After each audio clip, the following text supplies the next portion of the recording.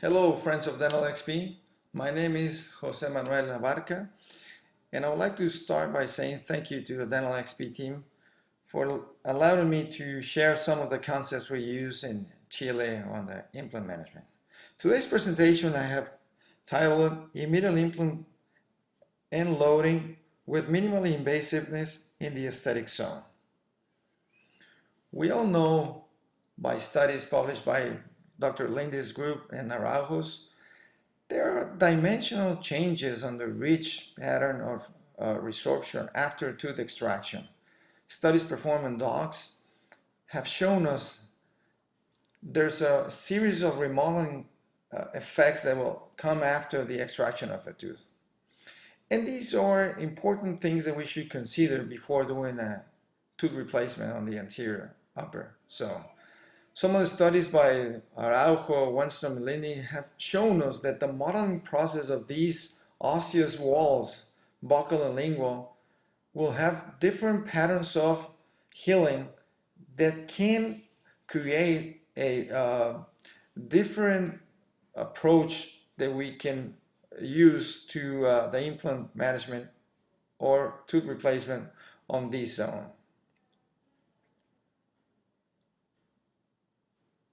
Now we will show you a clinical case in which we manage a tooth replacement with an implant placement, and we try to follow the guidelines that we have learned through the periodontal literature. This is a female patient, 45 years old, which came with a chief complaint of a fracture on an old crown. After we saw the patient clinically, we saw that the crown was not fixed to the tooth, and we encountered a horizontal fracture of this tooth, as well as a line of fracture that had the characteristics of a vertical pattern towards the root. Now, this is the zone. We can see the fracture. Now, the diagnosis of fracture will indicate to us a different treatment plan that the patient had in mind, which was, of course, only the cementation of the old crown. Now, this will be confirmed with a profound evaluation and radiographic exam. But most probably we will end up suggesting the extraction, atraumatic extraction of this root and an implant placement with the aesthetic and functional characteristics. Now, once we have established the diagnosis, we will try to plan an atraumatic extraction. Now, when we speak about atraumatic extractions, there's several options we can follow. But this is a critical step on the treatment outcome. So one of the forms that we feel are more sure, more secure on extraction is with the concept of the pulleys. The pulleys work because the tractional force and pectoral force will work in such a way that can allow us to extract a tooth without creating any pressure on the neighboring bone and without destroying these soft or hard tissues around the root surface, so we can then place an implant in immediate form. For this case, we will use the Meisinger extraction system so we can create a tractional force on the root and extract it. Now, the Meisinger system has a fixation screw and then has a platform that will allow us to create this force and then a string which we can use to pull and create a pulley type force. We will start the extraction with the Benex system, and then we will eliminate the fracture fragment with the periostotome. Once we remove the fracture fragment, we can go ahead now with the periosteotomes and go through the periodontal ligament. Now we will use a pilot burr to create the step so we can place the fixation screw from the Meisinger system.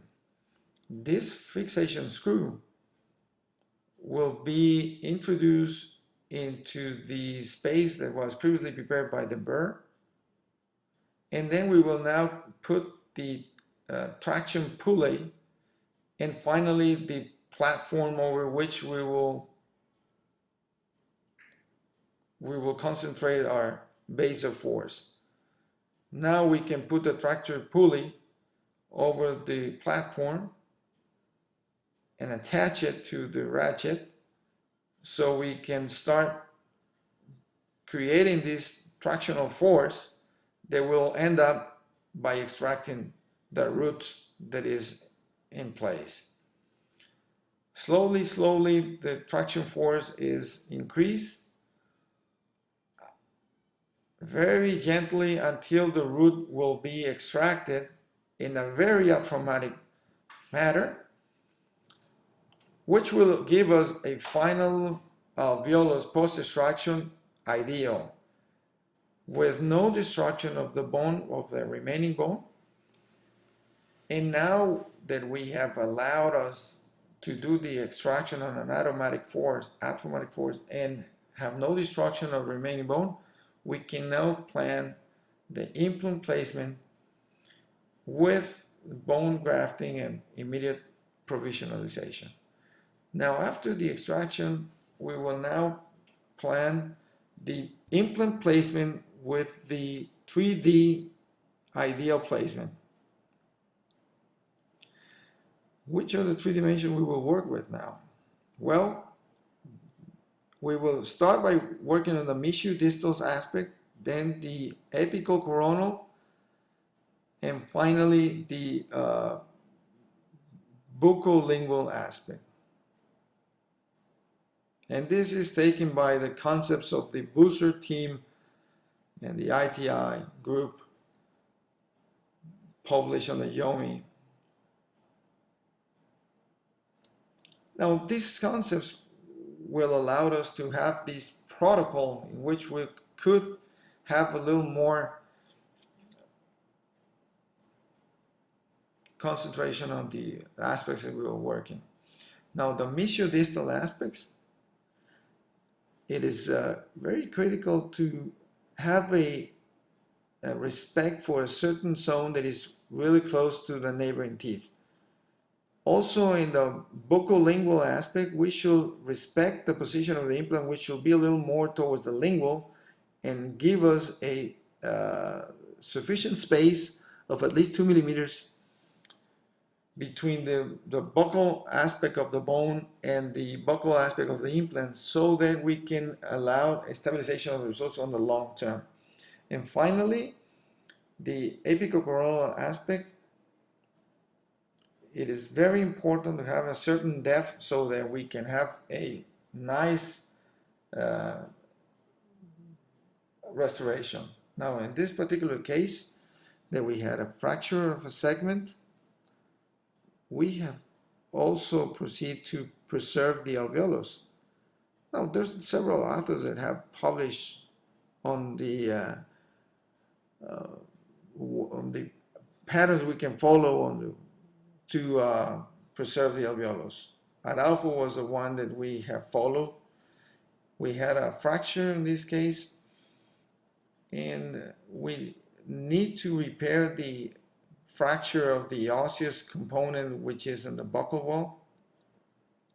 Araujo and Lindy have published with the use of BioOs collagen and 6-month study in the dog, in which we can have an implant placed with the BioOs collagen and have a good result on the replacement of the buccal bone on the crestal aspect.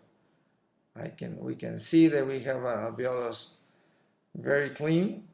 So we will do the osseous preparation for the implant, the osteotomy, going a little more towards the lingual. So the purpose here is not to touch the buccal wall, so we don't destroy that buccal wall bone. So we go to the palatal aspects on the implant osteotomy.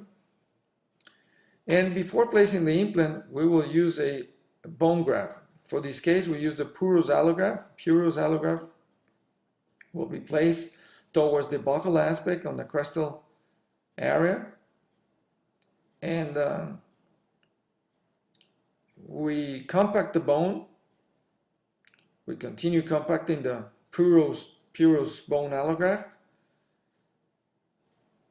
And once we have packed the Puros bone allograft towards the buccal, we can then go ahead and place the implant, which was an Alpha Bio 4.2 times 11.5 on length.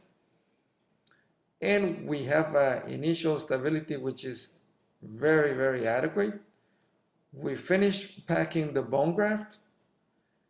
And after we have packed the bone graft and have the implant on the final position,